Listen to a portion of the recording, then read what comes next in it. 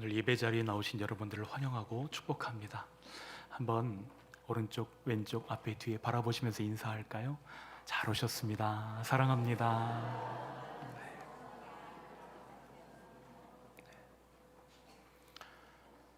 바울은 빌립보서에서 유독 기쁨이라는 단어를 많이 반복하고 있습니다. 하나님이 우리에게 주기를 원하시는 것이 있는데 그것이 기쁨이라는 것이죠. 하늘의 기쁨이 우리 심령 가운데 가득히 채워지는 복된 시간 되시기를 축복합니다. 하나님이 우리의 기쁨의 이유 되시기를 원하고 또 그 기쁨을 잃어버리지 않는 저희들 되시기를 축복합니다. 전쟁이 일어났을 때에 가장 먼저 핵심 타겟이 되는 곳이 있습니다. 그곳은 보급로입니다. 보급로를 확보하는 것이 전쟁의 승패를 좌우하기 때문이죠. 물자 공급이 차단되기 시작하면 엄청난 심리적 압박이 찾아옵니다. 그러나 무기와 식량과 물자가 공급되기만 하면 전쟁의 판도는 달라집니다. 반격을 준비할 수 있기 때문이죠. 우리 성도에게도 그러한 보급로가 있습니다. 기도입니다. 그래서 우리가 기도하는 자리에는 항상 사탄의 집중적인 공격이 이어집니다. 어떤 사람에게는 상처받게 해서 기도하지 못하게 하고, 어떤 사람은 게으름 때문에 기도하지 못하게 하고, 어떤 사람은 너무 바빠서 기도할 수 없도록 하고, 어떤 사람은 하나님을 향한 불신을 심어주어서 기도하지 못하도록 우리를 공격합니다. 그 중에서도 사탄이 사용하는 가장 효과적인 도구는 염려입니다. 무엇을 사용한다고요? 이런 속담이 있더라고요. 염려 없이 모여 사는 사람들이 모여 있는 곳이 있는데 공동묘지라고요. 그러니까 살아있는 사람들은 다 무엇을 한다는 거예요? 염려하고 있다는 것이죠. 우리가 가장 많이 염려하는 것들 중에 하나가 건강입니다. 그런데 염려가 하는 일이 무엇이죠? 자동차 기어를 중립에다 놓고 가속 페달을 막 밟아보십시오. 그럼 어떤 일이 벌어지던가요? 차에 아무런 동력이 전달되지 않는 것처럼 염려가 하는 일이 하나님의 능력과 우리가 연결되어 있는 그 끈을 차단해버립니다. 하나님의 힘이, 하나님의 기쁨이 우리에게 전달되는 것을 막아버리는 것이죠. 기어를 중립에 놓고 가속 페달을 밟아보십시오. 소리만 요란합니다. 엔진에 무리가 갑니다. 매연이 배출됩니다. 아무리 열심히 밟아도 유익이 없습니다. 에너지만 다 낭비하게 되는 것이죠. 그런데 기도의 보급로가 차단되면 일어나는 현상이 이것과 너무 비슷합니다. 하나님의 위로와 하나님의 공급이 차단되면 우리 마음이 불안합니다. 미래가 두렵습니다. 근심이 찾아옵니다. 나도 모르게 우울합니다. 아무것도 손에 잡히지 않습니다. 그렇다면 우리는 어떻게 이 어려움을 돌파하고 영적 싸움에서 승리할 수 있을까요?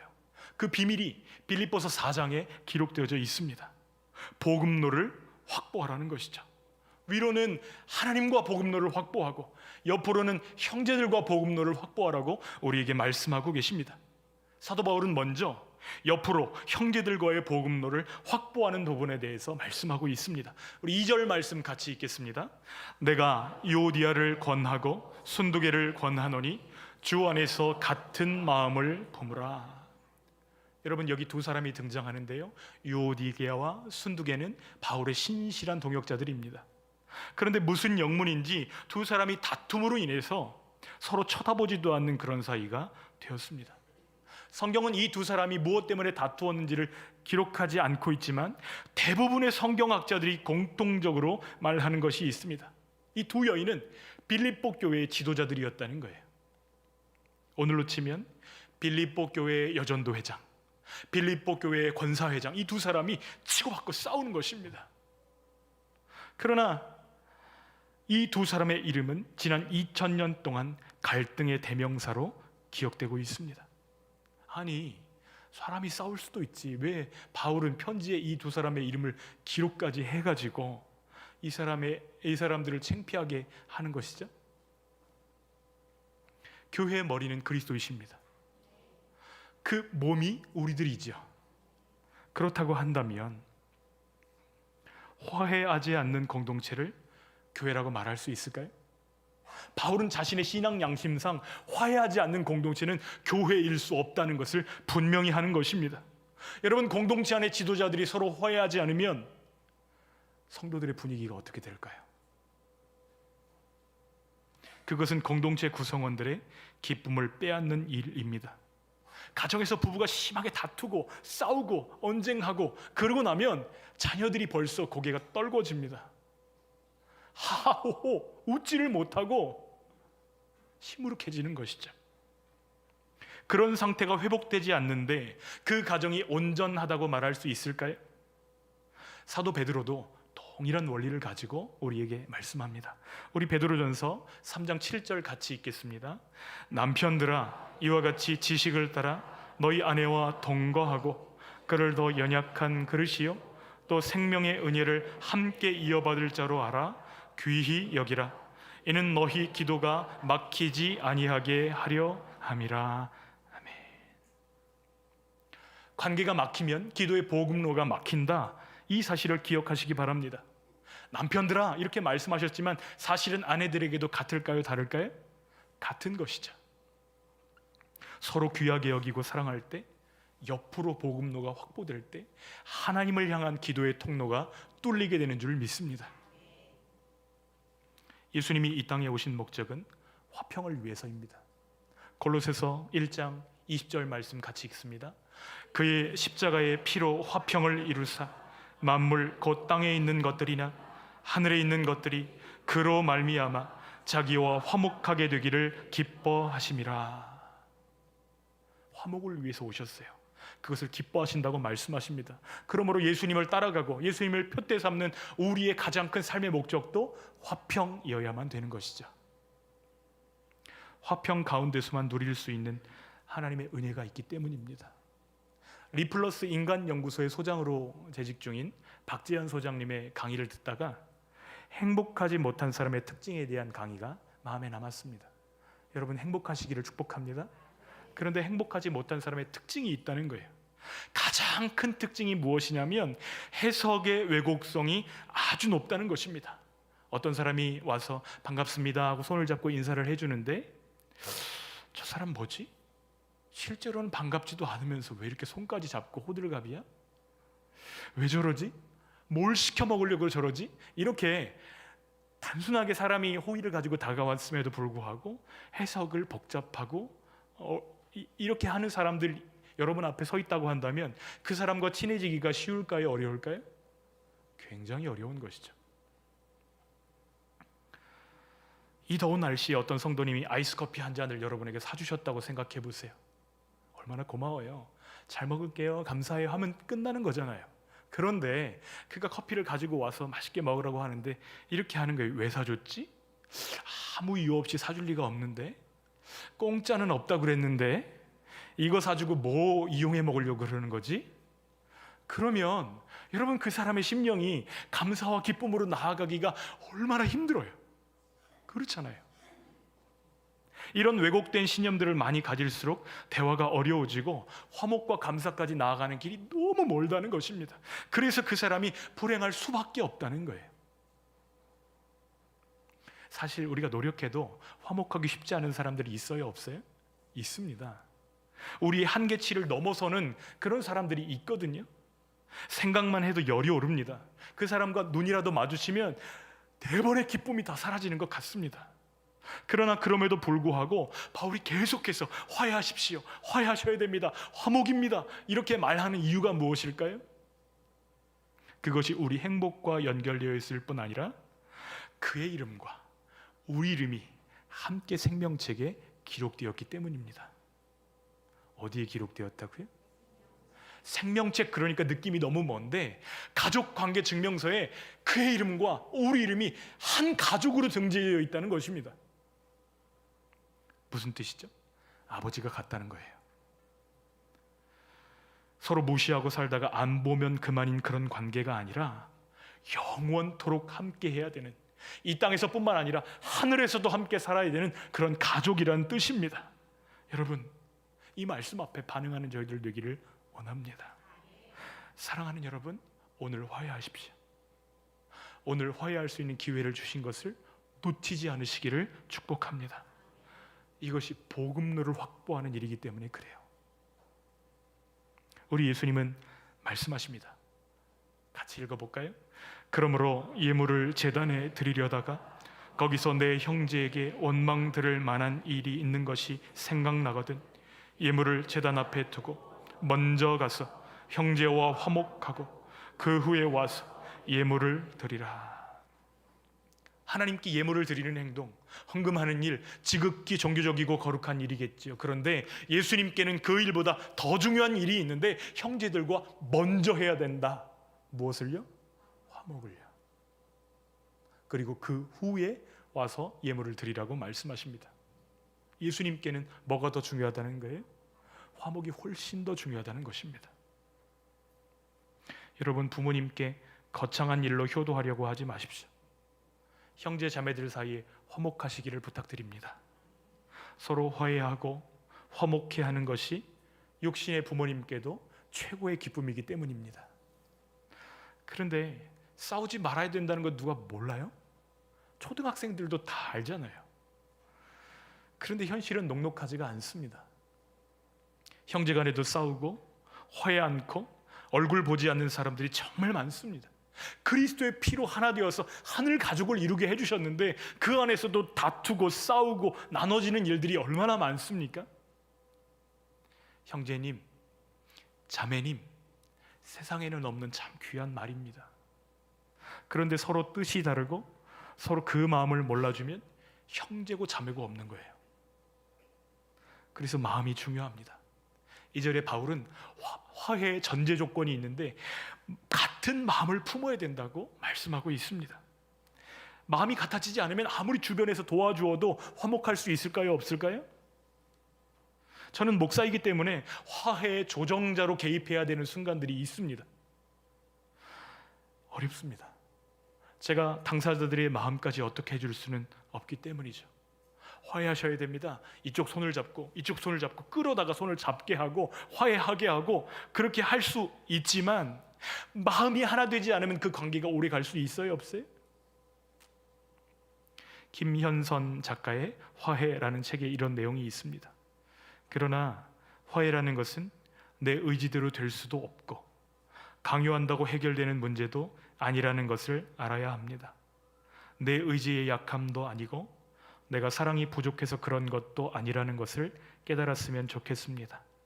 나의 상처를 제대로 들여다보고 화해하기까지는 내면의 깊은 소리를 들을 수 있는 나만의 시간들이 필요한 것입니다. 이 시간은 외롭고 때론 고독하지만 꼭 필요한 시간들입니다. 마음의 면역력을 키워야 하는 시간들이 필요한 것입니다. 아무리 화해시키려고 해도 시간이 필요한 경우가 있다는 것이죠. 그때 우리 어떻게 해야 될까요? 우리 주변에 화목하지 못하고 갈등 가운데 있는 형제들을 바라볼 때 그 일을 나의 문제로 주님 앞에 기도할 수 있기를 간절히 소원합니다. 기도하고 하나님의 역사하심을 기다리는 것이죠. 아이들 키우면서 부모의 권위로 아이들을 화해하도록 종용할 때가 있습니다. 외적인 화해는 가능합니다. 그런데 마음에 상처와 앙금이 가시질 않아요. 난 잘못한 것 없어요. 근데 왜 미안하다고 말해야 되죠? 서로 사과했는데도 불구하고 돌아서서 울고 있습니다. 그래도 억지로 사과하게 하고 화해하게 하고 그렇게 하고 나면 그 마음 가운데 더 큰 벽이 생기고 더 큰 상처가 생길 때가 있어요? 없어요? 있잖아요. 그러면 어떻게 진정한 화해? 어떻게 같은 마음을 가질 수 있을까요? 비밀은 주 안에서입니다. 주 안에서요. 바울이 반복해서 권면하는 내용이 있습니다. 그것은 주 안에서입니다. 1절에 말씀하십니다. 그러므로 주 안에 서라. 2절에 주 안에서 같은 마음을 품으라. 주 안에서 항상 기뻐하라. 내가 다시 말하노니 기뻐하라. 누구 안에서 할 수 있다고요? 주 안에서. 내 힘으로 할 수 없지만 주 안에 머물 때에 주님이 그리할 수 있도록 계속해서 힘과 은혜를 공급해 주신다는 사실입니다. 우리의 능력은 오직 예수 그리스도 안에 있습니다.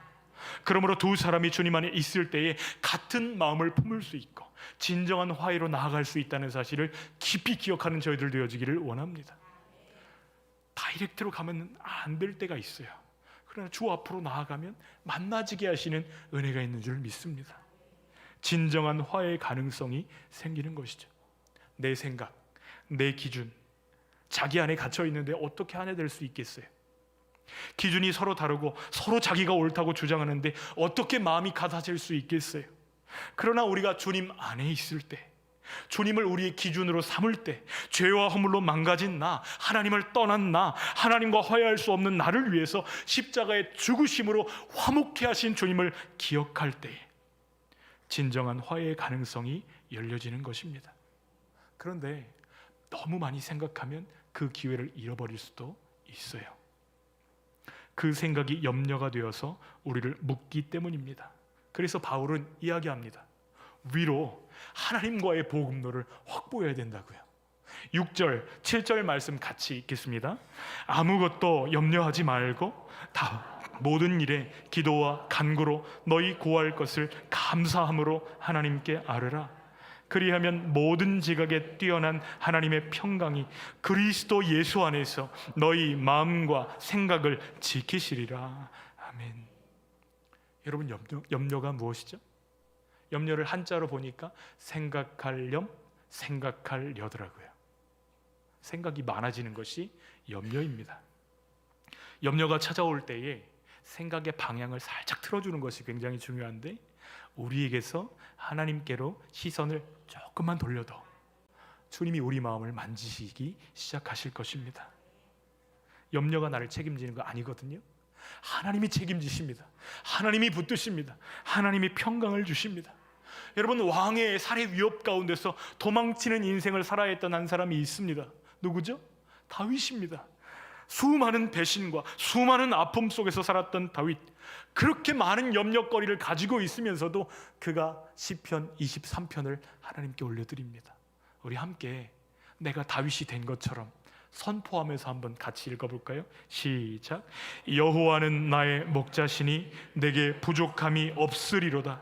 그가 나를 푸른 풀밭에 누이시며 쉴 만한 물가로 인도하시는도다. 내 영혼을 소생시키시고 자기 이름을 위하여 의의 길로 인도하시는도다. 내가 사망의 음침한 골짜기로 다닐지라도 해를 두려워하지 않을 것은 주께서 나와 함께 하심이라. 주의 지팡이와 막대기가 나를 안위하시나이다. 주께서 내 원수의 목전에서 내게 상을 차려주시고 기름을 내 머리에 부으셨으니 내 잔이 넘치나이다. 내 평생의 선하심과 인자하심이 반드시 나를 따르리니 내가 여호와의 집에 영원히 살리로다. 아멘. 여러분, 이 시가 전장의 한 복판에서 기록한 시라는 게 믿겨지십니까? 하나님을 바라보십시오. 하나님의 평강이 우리 마음과 생각을 지켜주실 것입니다. 또 바울은 어떻습니까? 그가 예수 믿는 자들을 죽이는데 특심이었습니다. 다메섹으로 가던 그 어느 날 부활하신 주님을 만났을 때에 그의 삶의 변화가 시작됩니다.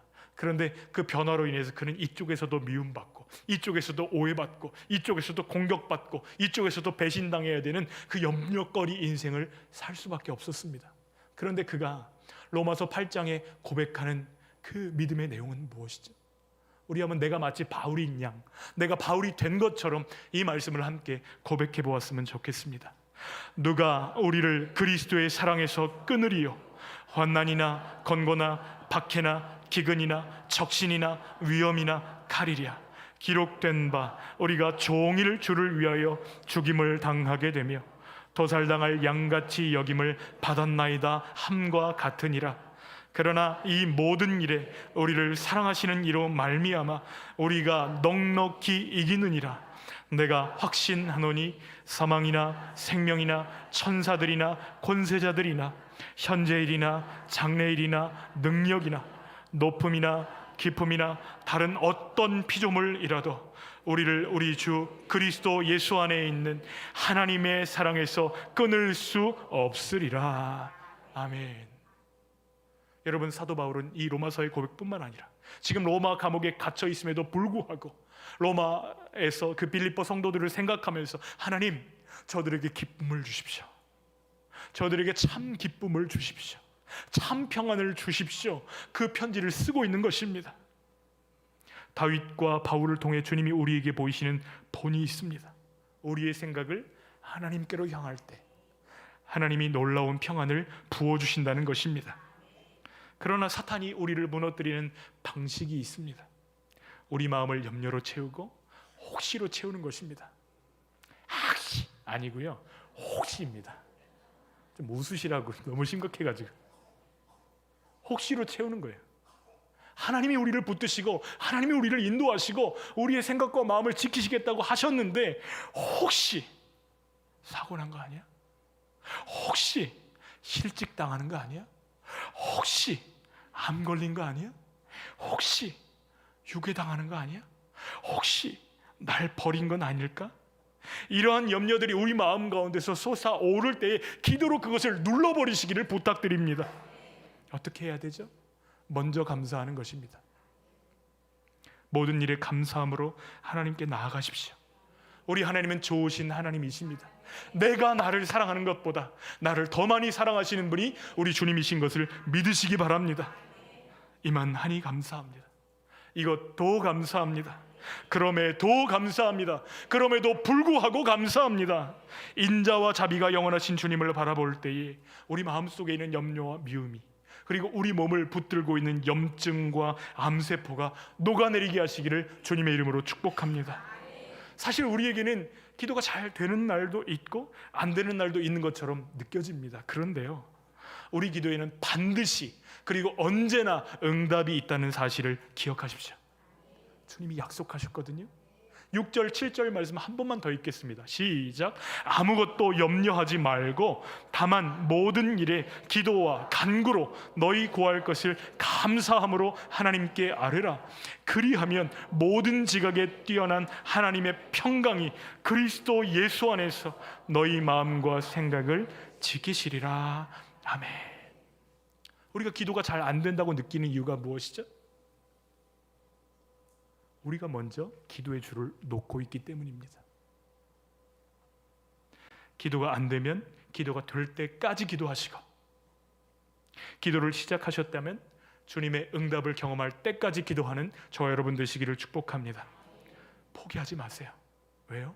모든 지각에 뛰어난 하나님의 평강이 그리스도 예수 안에서 우리 마음과 생각을 지키시겠다고 약속하셨으니까요. 하나님의 평강은 우리의 이해를 초월합니다. 하나님의 평강은 우리의 논리를 뛰어넘습니다. 어제는 빵집을 운영하는 제자와 통화를 했습니다. 김 사장님 잘 있어요? 결혼한다는 이야기가 들려오는데 진심으로 축하해요. 이런저런 이야기를 나누는데 그 아이가 이런 고백을 하는 것입니다.